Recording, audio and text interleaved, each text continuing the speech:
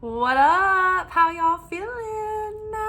I am feeling like sparky. I feel so much lighter and so much more energy, and I feel so much more efficient now that Saturn has gone direct in Pisces and now that Pluto has moved into Aquarius. How do you guys feel? Have you noticed any shifts in your experience in the day-to-day?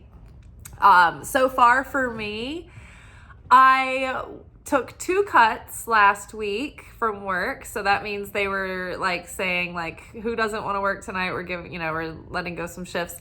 And I took 2 days off in a row, which usually I would be too rigid with myself to do that. And I did it, and I felt great about it, and I had a fun time doing it. And I was able to just sort of like get caught up in life on all the things that had been sort of neglected, or like little things that had been on my list, that just give you like that mental tension. And I just felt like $1,000,000. I think by this weekend, this holiday weekend, I might be able to just like do some like arts and crafts and things. Do some fun things. So I'm so excited. I've been consistent with my working on draft 2 of the Oracle deck that I would like to publish and get out to you guys. I've been consistent with that, so that's feeling good. What else? Y'all might notice my pumpkin here. My pumpkin bucket from Halloween. I'm like kind of obsessed with it, and it's now become like Wilson from Castaway. This is like my he's my son. He's my pride and joy. So I'm insane. So I've got to get rid of the pumpkin soon because I'm getting too attached. It's Christmas. So it's not Christmas yet. It's Thanksgiving. So let's see. So things are more efficient. Things are lightening up. So, I mean, are you guys feeling like progress already? Let me know in the comments. Okay, so for our message today, Mondays we do our anchor message, which this is where we get our spiritual lessons for the week. Everything sort of is anchored, like this message anchors the rest of the messages for the week. They build upon this one. And so from the wild unknown archetypes, we've got the vessel, which we use the term and the symbol of the vessel a lot around here on this channel, if you guys are familiar. So we've got the vessel here. We have the village, which we also use this idea a lot. I think I reference the hero's journey and the hero as an archetype a lot by Joseph Campbell. Excuse me. He talks about like the hero as an archetype. It's like the same paradigm, that story that happens over and over again. And it's like our awakening and self-realization and the adventures that life takes us on to get us there, right? So at some point we get a call to leave the village. But after we go on that adventure, we come back to the village, right? So this would be the village, that village here. And then we've got the sustainer. The sustainer is back this week. It was here recently, giving us a little bit more illumination on the vessel. We had the Judgment card show up. And then underneath village, we've got temperance.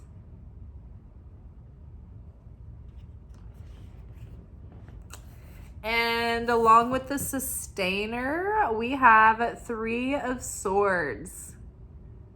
Don't worry, I don't think this 3 of swords is on the way. I think this 3 of swords has already happened. So don't see that and think like, oh no, a looming threat. No, I just caught my breath. Okay, so the vessel has been prepared, you guys. We are the vessel, and we have been preparing the vessel. Just a little 101 on how to think of the vessel. So the universe is basically composed of two things, the light and vessel. When the light was up there and everything was in non-creation and we were in void and non-beingness, the light was like, man, I want something to like share with. Does that suggest like another? Like, I don't know. Like the light was all alone.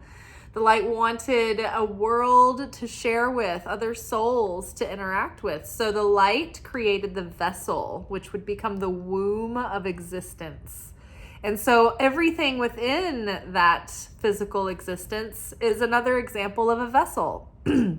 So our souls are each a vessel for the light of the Creator to be channeled through. And so we come to this earth and we have this vessel. Now, another way to describe a vessel or another vessel would be our desire to become more like the light, right? Our desire to pursue a goal. The vessel is like the means by which something takes you from one thing to another. So what moves us to do things, to pursue things, is our desire. Also, a vessel, it's like a vase that holds, contains something. So when we talk about being students of Kabbalah, our journey, our spiritual process, we often sort of talk about that in terms of building the vessel or preparing the vessel. And what we're meaning in that is that, at least in the grandest sense, now it can be more specific and nuanced when you're talking about specific situations, but generally for our spiritual growth and development and awakening, we are taking the soul through the process of tikkun, which is our soul's correction. We come here in this life with certain density and darkness that we're meant to alchemize and change and transform. There's these sparks of light that got that we need to elevate, that got dropped during the fall and taken by the opponent side. So we're trying to recapture those sparks of light. So we do this spiritual work. We become spiritually awakened. We change our hearts. We become better, and we try to strive to become more like the light. We try to change our consciousness so we see things differently and we feel about things differently. And we feel like we value making an effort more, because we know that the more that we invest our heart and our energy into something, the more that we value it, the more it really gives us fulfillment. But it's required in order to, we have to make an effort in order to receive the fulfillment of a manifestation, but also to sustain that as well. So all this time during our spiritual journey, and particularly during this karmic cycle that was 16 years long while Pluto was making its transit through Capricorn, life was taking us through major challenges and lessons that were happening and unfolding basically to prepare us for our dharma, our life's purpose, our soul's purpose, and how we express and shine and share our gifts into the world, and how those kind of touch back and relate to our purpose. So that's the judgment card is here with the vessel. And the judgment card is like Judgment Day. It's like the alarm is sounding, like the horn is blowing. Are we ready? Like the call is coming in. Are we going to answer the call? And so it's time to answer our calling, and we've been preparing the vessel, and the vessel has been adequately prepared to launch us off into this next phase of the journey. So recently, our themes and our messages have been really centered around celebrating and reveling in the completion of that karmic cycle. It's like the Judgment card is at the end of the major arcana, and it's like signaling that we've gone through all of these lessons and life experiences, and we've come out of it on the other side with a deeper and more discerning sense of judgment, right? We look at life differently. We perceive things differently. We have a different consciousness than when we set out in the beginning. We're a new creature, right? And so another side to this coin is that when we get to that point, we have arrived at this point for a purpose, and that's to serve this purpose. And so now it's like our calling is like, hey, now that you've graduated from soul school, like you got to come out into the real world and put your skills to use, right? So now phase 1 is finished, right? It's like series 1, The Mandalorian. We've been out on our adventures, and now we've learned from them. We've kind of built a legend for ourselves, and now it's time to actually go back to the village. When the hero goes on the journey, they start off in the village, and there is a call to adventure. They have an opportunity to leave the village and do something that requires them to face their fears and their inadequacies and their inexperience. And they have to go out exposed and naked and inexperienced and face all kinds of opponents and threats and tricksters, and they've got to go through this dark and winding path and this adventure that takes them into the unknown. And so along the way, they'll find helpers, and they'll find friends, and they'll find, teachers. Sometimes they will be tricked. Sometimes they will be treated. But along the way, they're preparing to ultimately face off with this opponent, this enemy that has antagonized them along the story. And so at the end of once we get into the third act, that's when the hero faces off the opponent, right? And they have their big fight or the big standoff or whatever. And then the hero wins or makes it out alive. And then they kind of are left picking up the pieces, and they're like, kicking a stone. And they're like, well, what now? And they're like, I guess we'll go back to the village. And so you go back to where you came from, but this time you're not the same person that you were. You're different. You have learned, you've experienced, and you've kind of gone above and beyond what the village has ever known and experienced. And so you've kind of stretched yourself beyond the consciousness that you came from, right? And so the Temperance card here is a moment where, and this has been our assignment recently, is to think back to 2008 and think about where life has taken us and what life has brought us through up until this point. And the lessons that we've learned and the wisdom that we've gained and the discernment and the strength and the compassion even and the understanding. And so now it's time to integrate that. And you know what? Sometimes it takes me personally, having to have someone say something that catalyzes me into realizing that, things have changed. Otherwise I might stay on a mental tick of being caught up in the old chaos or in the old struggle. I won't realize that things are changing until someone points it out. And then it kind of snaps me out of that old nightmare. And then I'm like, I can shift. I can relax. We're in new energy now. Sometimes you just need to snap out of it, right? So literally, we are in this moment where we are like, okay, take a minute to look around. Things are changing, and things have changed, and we are changing. So what did we learn? How are we integrating that into our new personality, right? Into our new character, into our new daily routines, into our new approaches to things, right? This is all the spiritual healing and enlightenment that we've gained. So now it's applying the spiritual gifts that we've received, and we're materializing it. We're bringing those spiritual gifts into the world through our actions and through our behavior and through our embodiment of it. So now as we do that, we're integrating all of the adventure we just went through, and we're like on the road trip back home, or we're like walking back home after that long journey. And we're using this time to integrate that, because when we go back to the village, what we're taking with us is everything that we gained when we left, right? Like when people go out on a big journey, you're like, what did you bring us back? Like you want like exotic trinkets from far off places, right? So our far off places trinkets are the lessons that we've learned, are the ways that we've gained emotional intelligence and maturity that we didn't have before. Maybe we're more aware, maybe we're more understanding, maybe we're more compassionate than we used to be.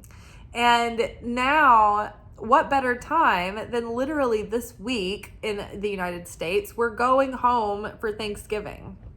Traditionally, people, go back to their main home, or somebody hosts Thanksgiving in their family, and everybody comes and gathers together.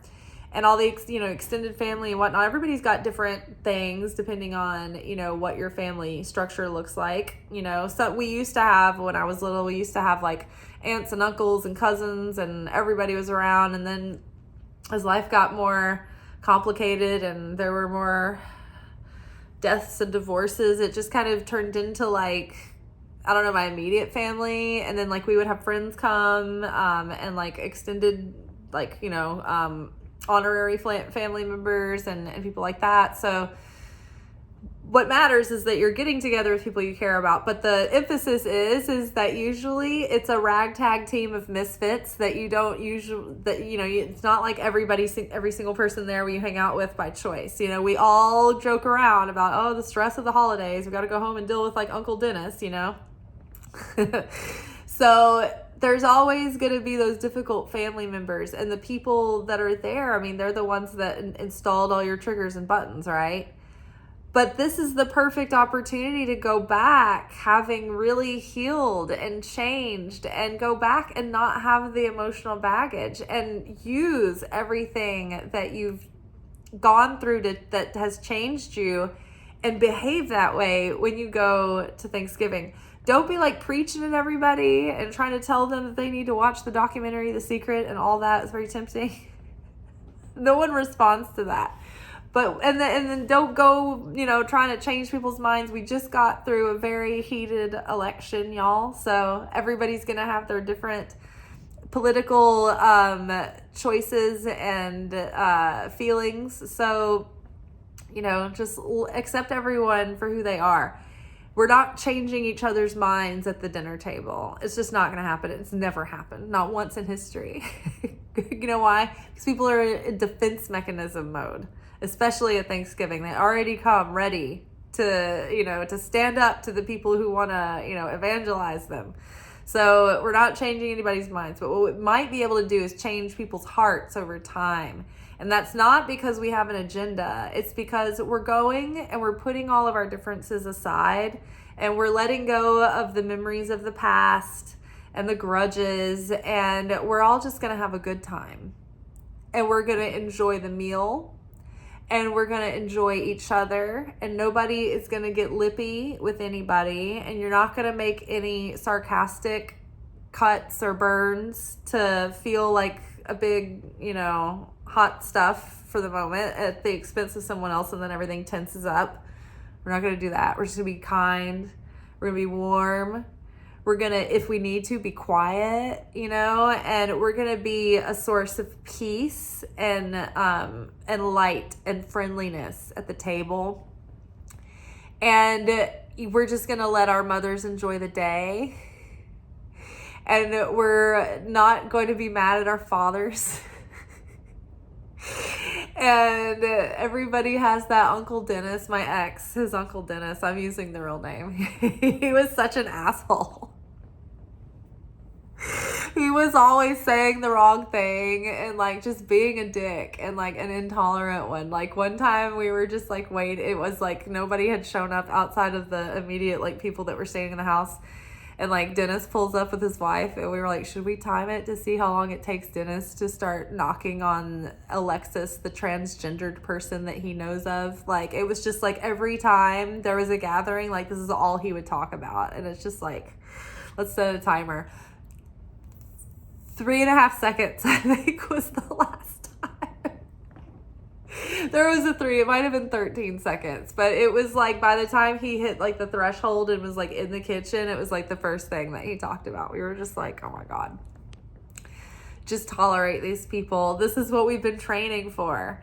So we're going home, we're practicing, we're putting this into practice. But the most important part about this is that we have been doing so much forgiveness work and so much deep digging with our early childhood stuff in the past that this might be the first time you've had a big get together with your family since you've had a lot of breakthroughs recently and hit a lot of turning points with all of that. So I invite you to just don't shoot for the stars, but be happy if you have a simple day where everybody just gets through it without being mortally offended, and just have a pleasant time.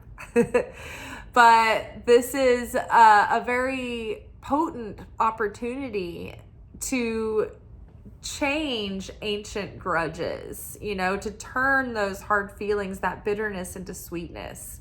That's so powerful. There's so much more light revealed when things are difficult, when it's hard to put your differences aside. You guys know I've been working on trying to pursue a relationship with my dad, even though it's not really his thing. I've just accepted that he may not be changing, and I'm just going to accept that. I'm just going to keep making an effort. Well, him and his wife and their child, my sister, they're coming to Thanksgiving at my mom's this year. So we're all going to be together. And, I think that's good. That's progress, right? And so, I'm just trying to be a good influence for my other siblings who may have a harder time, but we're doing this, we're having a good time. We're mending, we're healing, right? All of us are. So yes, bringing back the lessons that we've learned on our journey, integrating them, going home and practicing them for a while. Now, as we finish out this year, this is kind of like the vibe right now. It's like we're not on a big adventure yet, but we are integrating everything we've learned from the last adventure and letting ourselves rest and replenish and reflect and then plan, for what's next. We're getting quiet and we're listening for God's guidance in this area. And we're looking for, guidance for like, what is the first 1 or 2 next things I need to do? We don't want to overwhelm ourselves, but we do want, to get an idea of, okay, what do I want in this next chapter, right? This is like a whole new fresh start that's happening. And so we get a few weeks, we get, a couple of months during the end of fall and winter to sort of incubate and let it all start percolating, so that come spring, we've been doing the simple things of like chopping wood and carrying water. As we've been integrating these lessons, we've just been practicing the basics of being that higher self. We're teaching our nervous system new habits and new healthy patterns. So this is the basics of, okay, if I'm going to be my best self this year, what does my daily routine look like? What time do I need to get up in the morning and what time do I need to go to bed at night? Am I eating a healthy diet of whole foods that make me feel good and alert and that feed my body and give me good energy and feed my brain and give me good clarity and focus? Am I getting exercise? Am I tending to my goals and things every day just a little bit? Like, you need to show up daily and incrementally, but consistently. And that makes a huge difference. Really quick, it starts adding up rather than being sporadic and trying to be more extreme in your sporadicness. Little bits every day make a bigger difference in the end. So we're doing that. We're rehearsing that. We're starting to learn how to be this higher, healthier version of ourselves, right? We've got our spiritual rituals in the morning. We have that time where we start our day with that mindset, and then we end our day with our spiritual rituals. I like to, throw in some prayer in the middle of the day, and always be connecting. But we're doing the things that are nurturing our soul and are expanding our potential. And so that way we can start embodying the higher self like so much easier. And like do it without thinking. It's becoming automatic. And that way when stuff starts happening and opportunities start presenting and like our projects start picking up momentum and speed, it's like we're ready. We've been training for this. It's go time, and things are gonna like be so much more efficient. So now it's just being patient and appreciating this moment for what it is to be the sustainer. The sustainer card talks about that mundane, daily ins and outs, the minutia that it's like we can find, like sometimes we can find such satisfaction and fulfillment in that. Like there are some people that like love doing that, and they take so much pleasure and pride in just the simple ins and outs of the day. I know I certainly can myself, but at the same time, sometimes when we want results or we want some glory, like these are the things that go unnoticed, right? Nobody's like cheering for you. It's like, it's like the mother putting on the beautiful Thanksgiving and putting the spread out and like decorating the centerpieces, and probably no one acknowledges to the degree that we should all the work that goes in. So the sustainer often feels unseen and unappreciated. And so right now it's like, okay, this is what we need to do. And we kind of have to get through that feeling of wanting the validation and the glory and the credit and the acclaim. And we just really have to be patient and lose ourselves in the activity, lose ourselves in the simplicity of going through the motions, establishing those healthy routines, like getting it down, right? If you're a writer, you've got to show up every day to write. If you're a dancer, you've got to show up every day and dance. It's like that thing that you have to like lend yourself to in devotion every single day and keep showing up and keep showing up. Now, it's like this channel, right? It's like every day, it's not glamorous. There's no real highs and lows. It's like every day I make a video and we're touching base and we're thinking about our spiritual needs and our spiritual direction, right? And if I'm waiting on the results, if I'm not just showing up in love with the process every day and I'm waiting for acclaim and I'm waiting for the glory and I'm waiting to go viral and I'm like, why isn't anyone telling me good job? It's like, then I'm going to be devastated and heartbroken all the time and feel disappointed. And so one of the things that I wrote about in the post today, you can see that cut and pasted into the description below, was something I was learning in my Kabbalah 4 class that I'm in right now. And we talked about, in the last class, they talked about having a soul-oriented consciousness versus a goal-oriented consciousness. And the soul-oriented consciousness is in the process and is in the spiritual work for the sake of how good it is to do the spiritual work, how good it feels, like the goodness of being connected to the Creator. Like they do it for the sake of loving it because they love doing it. But then there's the goal-oriented spiritual seeker, the consciousness person, who has like a reason that they're doing the spiritual work. Like, I know if I eventually correct my tikkun, then I can meet my soulmate. I know if I do what I need to do to merit, like, having my dreams come true and like being able to, achieve this or that. Or maybe I'll finally just like have some peace inside. Like I want to feel better. So I'm doing this spiritual work so I can stop being depressed or anxious or afraid. It's goal oriented. You're looking for the result. So it's like a transaction. So that ends up leading us to feeling frustrated, and we can get impatient. We can start grabbing for things because we want the universe to give us what we wanted, because we put in our side of the deal. So why aren't you paying up? And so that causes us to get salty and bitter. It's like when you do actions of giving with strings attached. and you're waiting for the big thank you or for somebody else to do it in return. And it's like, that's not how it works. And then you get angry and upset and disappointed. So what we need to do to avoid this feeling like angst and ennui about where we're at and where we'd rather be. And I want to be successful. I want this channel to be viral and monetized like after 3 years of daily videos, right? That can get me in a sore spot sometimes. It can make over the years, like I think I've just hit a wall where now I'm just like free falling and I'm just doing this now. I don't even feel anymore.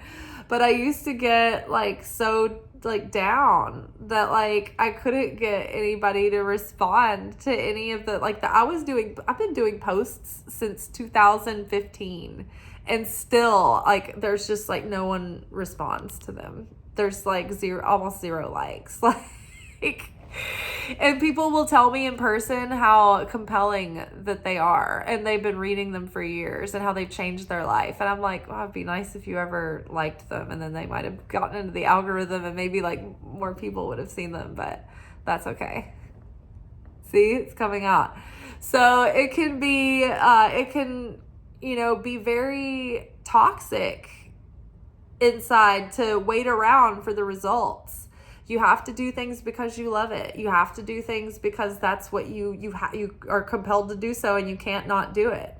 But if we do things waiting for the result, and whether this is a business, like if you have a product that you are creating and you're creating this product with the bottom line in mind, and you just want to make a profit, and it doesn't matter what kind of like quality of product you put out, you just want the results, then you're not going to be a beloved brand. You're not going to be a good company. People aren't going to they're not going to feel connected with you. But if you are like solving a problem and you have the solution and you want to share this with the world, and that's really what motivates you. I mean, yeah, obviously the business is to make money, but your main goal is that you want this product to help people and solve a problem.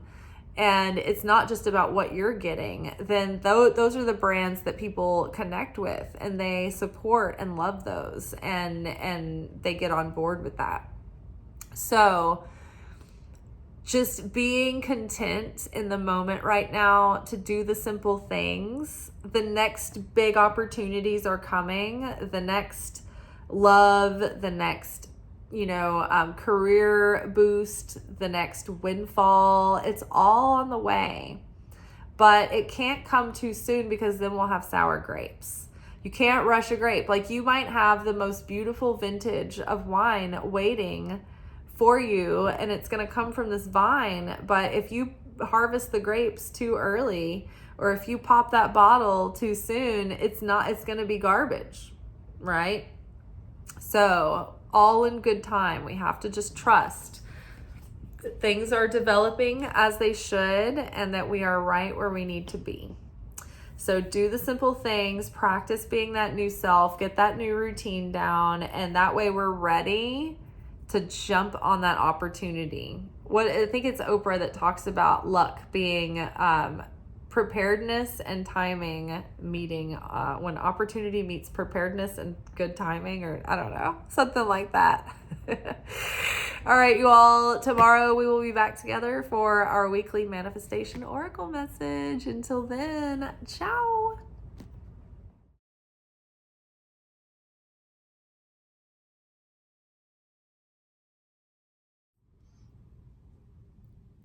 Thank you for watching. If you enjoyed this video and you got something out of it, then please give it a like. Subscribe to the channel. Turn on notifications to be notified of when I drop content. Like the videos, comment, share them. Anything that you do helps these messages get out to other people who need them. So you watching a video and taking an action on it actually makes a positive difference in someone else's life.